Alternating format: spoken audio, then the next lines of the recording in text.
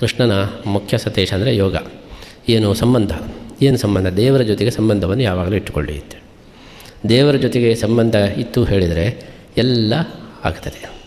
Disconnect ಆಯಿತು ಹೇಳಿದರೆ ಏನಾಗುತ್ತೆ? ಹೇಗೆ ಭಗವಂತ ಅವನು ಇಂಟರ್ನೆಟ್ ಇದ್ದ ಹಾಗೆ.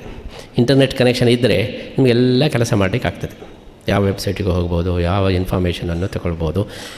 ಇಂಟರ್ನೆಟ್ ಕನೆಕ್ಷನ್ನೇ ಇಲ್ಲ ಅಂತ ಹೇಳಿದರೆ ಆಫ್ಲೈನ್ ಮಾಡಲಿಕ್ಕೆ ಬಹಳ ಕಷ್ಟ.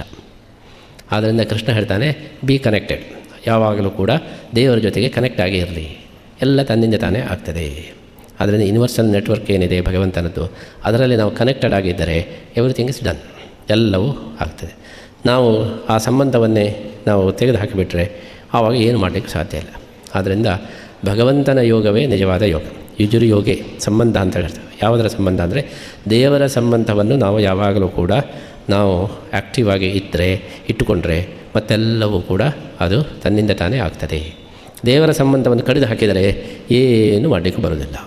ಆದ್ದರಿಂದ ಯೋಗ ಎಂಬುದು ಭಗವಂತನ ಸಂಬಂಧ ಅಂತೇಳಿ ಅರ್ಥ. ನಿಜವಾದಂಥ ಆಧ್ಯಾತ್ಮಿಕ ಅರ್ಥ ದೇವರ ಸಂಬಂಧ. ಯೋಗ ಶಬ್ದದ ಅದರ ವಾಚ್ಯಾರ್ಥ ಸಂಬಂಧ ಅಂತ ಇಷ್ಟೇ ಅರ್ಥ. ಯುಜುರು ಯೋಗೆ ಆ ಯಾವ ಸಂಬಂಧ ಅಂದರೆ ದೇವರ ಸಂಬಂಧ. ದೇವರ ಸಂಬಂಧವನ್ನು ನಾವು ಯಾವಾಗಲೂ ಇಟ್ಟುಕೊಂಡರೆ ಎಲ್ಲ ಕಾರ್ಯಗಳನ್ನು ದೇವರೇ ಮಾಡ್ತಾನೆ, ನಾವೇ ಮಾಡಿದ ಹಾಗೆ ಆಗ್ತದೆ. ಅದಕ್ಕೋಸ್ಕರ ಇಂತಹ ಒಂದು ದೊಡ್ಡ ಶಬ್ದ ಅದು ಯೋಗ ಶಬ್ದ. ಆ ಯೋಗ ಮಾರ್ಗದ ಬಗ್ಗೆ ಅದನ್ನು ಎಷ್ಟು ದಿವಸ ಬೇಕಾದರೂ ಹೇಳ್ಬೋದು.